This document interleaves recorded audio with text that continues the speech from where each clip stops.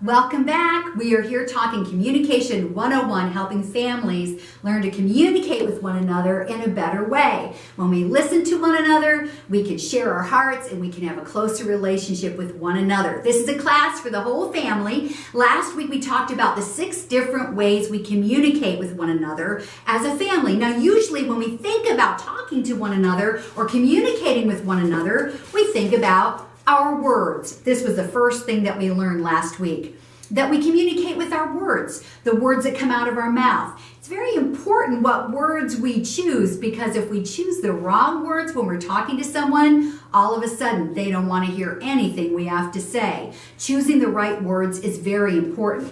The second way we communicate with one another is this. I picked a music tone. It's our voice tone. How we speak, the tone that we use, can make people either want to hear what we are trying to say or not want to hear what we are trying to say.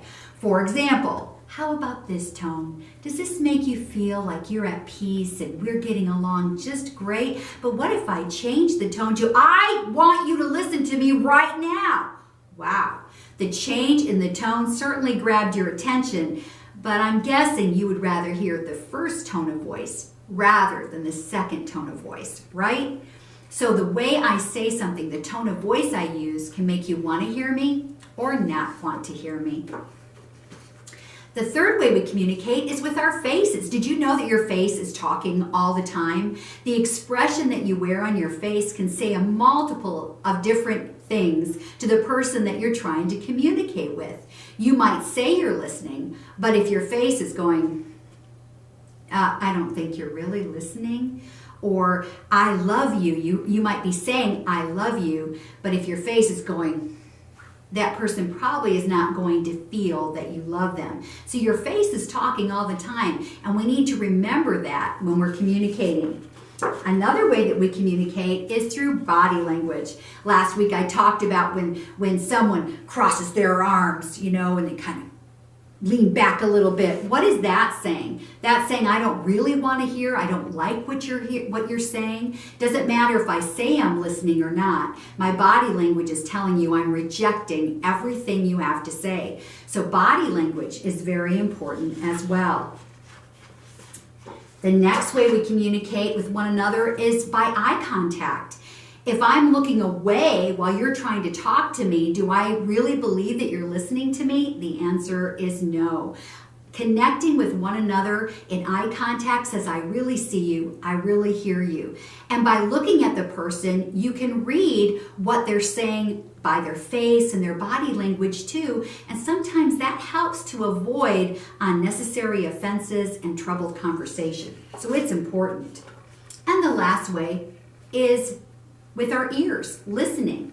The way we listen to one another is another way that we communicate. If instead of listening to you, I've got my, headphones or my earphones in and I'm listening to something else, or if I'm making noise and distracting myself, if I'm looking the other way, if I've got my fingers in my ears, if I'm interrupting you when you're trying to talk to me, probably that's saying to the person, I don't really want to hear what you have to say. Doesn't matter if you say, no, I was listening, I want to hear you. No, I'm sorry, the lack of hearing, your lack of effort in trying to hear me tells me you don't really want to hear what I have to say. So the way that we listen to one another is another way that we communicate. And today we're going to be talking about our words, picking the right words, because if you choose the wrong words, even if you have something incredible and wise to share with your family member, they're not going to want to hear it if you pick the wrong words. You have to pick the right words and the right time to say those words.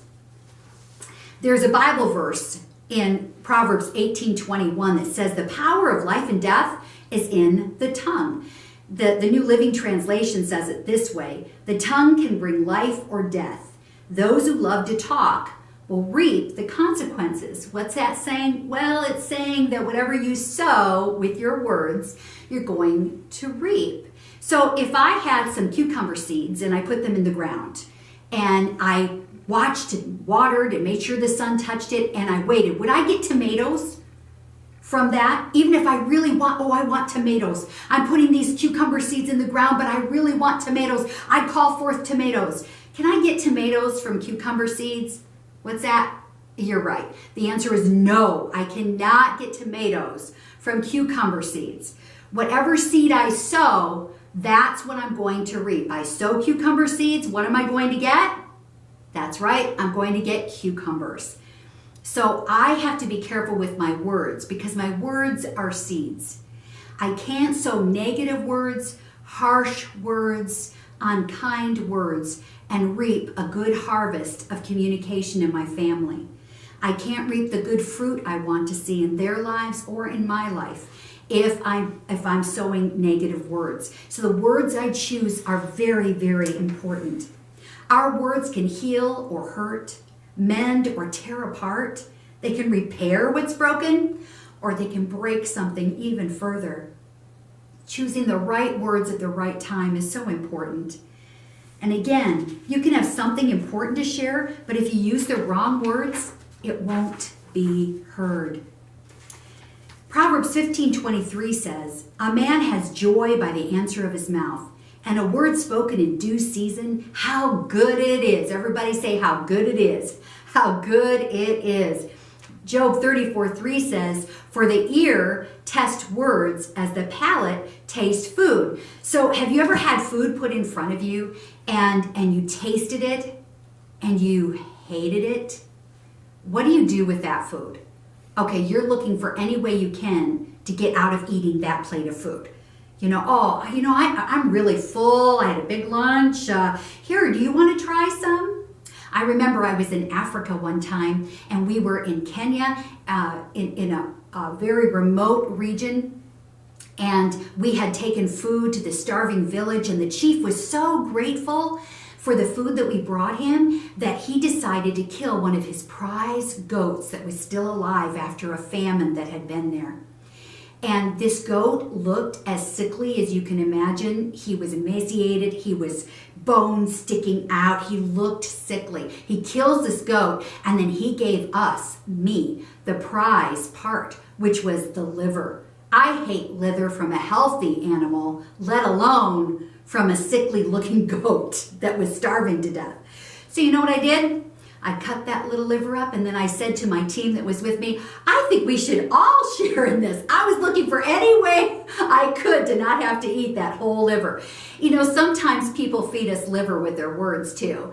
They say words that are not pleasing to the palate. They don't hit our heart right. They don't feel right to us. They hurt us. They make us feel a little bit sick. And what do you do with those words when somebody's talking to you and they make you feel that way? Well, just like you push away a plate of food, you're going to push away that person and the words they're speaking, even if you really needed to hear what they were trying to say, all because of how the words were spoken, what words they chose when they spoke to you. So you want to think before you speak. Proverbs 29:20 says, "Do you see a man hasty in his words? There is more hope for a fool than for him." James 1:19 says, "Be slow to speak, be slow to speak." Sometimes we get in a conversation, we think we have to answer immediately, but that's actually not true. It's okay if you're in a conversation, and especially if your emotions are starting to rise, to say, "Can you excuse me for a moment? I'll be right back." Go into the bathroom, step outside, take a break, collect yourself, calm yourself, think about what you want to say and the best way to say it, and then go back. When you come back into that conversation, even though there was a delay, you'll pick the right words. You say the wrong words at the wrong time, you have a mess to clean up. Do it this way, and you can avoid that. I'll be back in a few moments with more. So we're talking about having the ability to think before you speak, before you respond. Many of the messes you've had in your relationship at home are probably because you spoke too quickly and you said things that later on you regretted. How much better to slow yourself down the way the Bible teaches and think before you speak. Think about the best wording. How can you say this? And ask the Holy Spirit to help you. Holy Spirit, how can I say this so that my family member will hear what I have to say? So that my friend will hear what I have to say? So we talked about excusing yourself and taking a break, but another way to do it is to write down your thoughts. You know, step away from the conversation, say, can we come back to this and talk about it again some more later? I just want some time to collect my thoughts. And if you're somebody that tends to speak out of your emotion and interrupt and forget what you were trying to say, and you say all the wrong things, writing down, taking the time to write down your thoughts is a really good thing to do. And that way, when you do come back to the conversation, you can actually even just read your thoughts, stay on point, and make sure that you say things in a way that are without emotion and that will help the other person to hear you. So writing them down. If you're in a conversation and you can't walk away, just taking a piece of paper and writing down your thoughts that keep coming up while they're talking, just set them aside. You just write down the thought, keep listening to them, stay focused. When finished, and when it's your turn to respond, go back over those things and just pick and choose. What do you want to respond to? Which thoughts now do you know, after you've listened to them fully, that you do want to use in conversation with them in your response? So you just take those little notes while you're talking. Now, this is something I do with children in my office. This is a little sand timer. And what would happen is I would ask them a question and they can't answer it until all of the sand has gone through. And the reason is to give them time to not just answer a quick thought or a thought that maybe wasn't true, but to have time to really think about what they're going to say. If you're a family that tends to talk over one another and use wrong words a lot, getting one of these might be a good investment, because then when you're having conversation, having a family discussion about something, say, let's get out the sand timer, and nobody answers or responds until all the sand has gone through. Just slowing yourselves down will help you to speak more clearly and to choose your words more carefully. So that's so important. Now, that was the first thing. Think before you speak. Here's another important step in choosing your words carefully. Avoid negative or hurtful words. Job 19:2 says, "How long will you torment my soul and break me in pieces with your words?" Our words can actually break someone's heart, break down their confidence. We want to be careful with the words we choose. That means there can be no name calling. We shouldn't allow anyone to call us names, and we should never use name calling or labeling in our conversations with one another. That means if you can't say something in a nice way, don't say it at all. You remember that saying that we've all heard?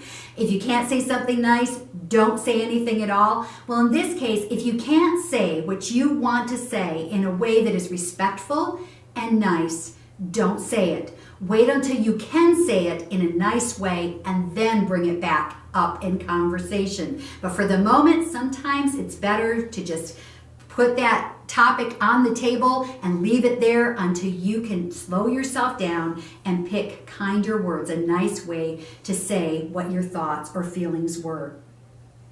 Don't assume that you always know what people are trying to say. Quite often, when somebody's talking to us, we will go ahead and assume, start thinking of how we're going to answer them, and we haven't heard everything that they were trying to say. So just be patient. And when someone's speaking to you, if you get upset by their words, instead of just reacting to them with harsh words, stop and ask a question. This is what I heard you say. Is this what you meant to say? This is how I felt when I heard you say that.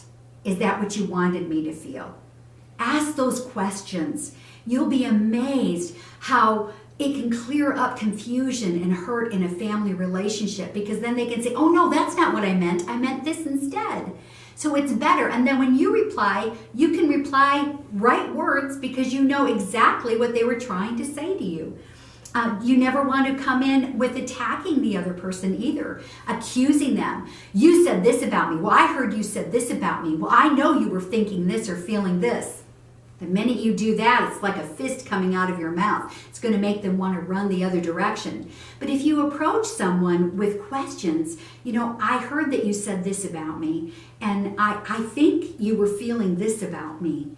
Are you? Asking a question. I kind of felt like, is this true?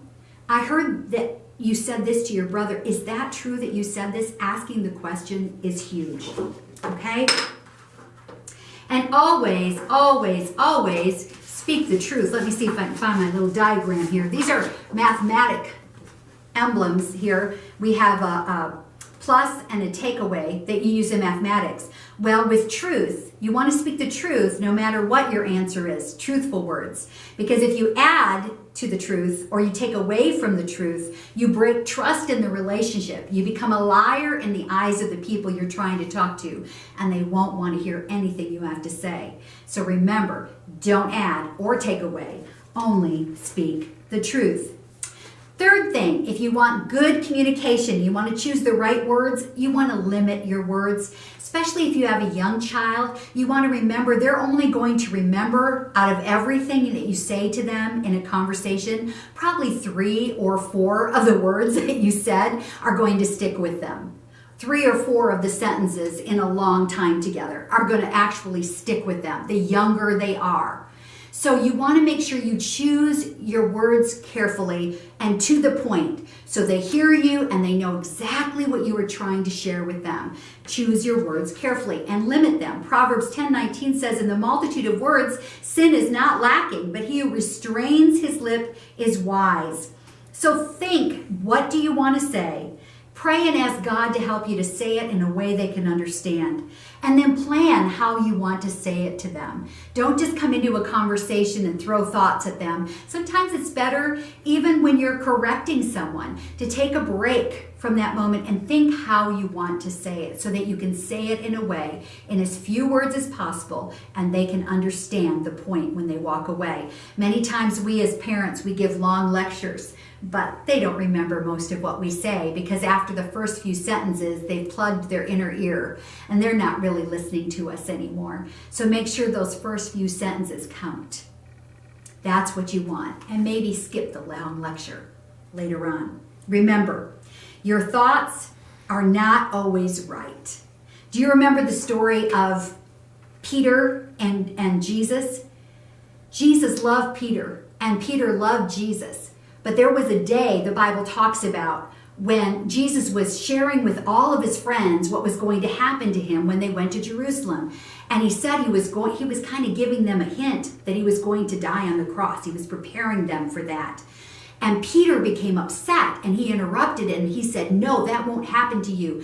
And Jesus turned around and he interrupted Peter and he said, "Get thee behind me, Satan." You know, Peter loved Jesus, but he used the wrong words in that conversation. He wasn't the voice of God to Jesus in that moment. He was the voice of the enemy. Sometimes parents and kids, when we're using the wrong words with one another, we're not being the voice of Jesus or even of truth. We're being the voice of the enemy to one another. And we're going to reap the harvest of that. So choosing our words carefully is so important. So I have an assignment for you, and your assignment is to get a big piece of paper, and if I can find my scissors, which I think I forgot. All right, I don't think I can do this part. Let me just show you. If you take and draw another big mouth, and you cut a slit right here, and then this is especially good with younger children. And every time they say something they shouldn't say, or you say something that you shouldn't say, if the kids are going to do it, parents, you've got to do it too. Like, "You are stupid." Then they have to put that through the mouth. That was the wrong thing to say. And on another piece of paper, they have to write, what should they have said instead? "I should have said, 'You're upsetting me.'" That's the truth. It's not that you're stupid, it's that you're upsetting me. And put that through the mouth instead. "I hate you." Oh, wrong thing. Here's what not to say coming out of the mouth. We got to replace that with what's the right thing to say. "You hurt my feelings." Most of the time when kids say, or an adult says, "I hate you," what they really mean is, "You hurt me somehow." So help them to learn how to speak the truth and to choose the right words, and start while they're young. I'm praying for you, and I'm praying that God will bless you. I encourage you to look up these scriptures and memorize them. Hide God's word in your heart, and as a family, grow together in Jesus. Learn to communicate well. Choose your words wisely, and watch what God will do to bring your family closer together. God bless you.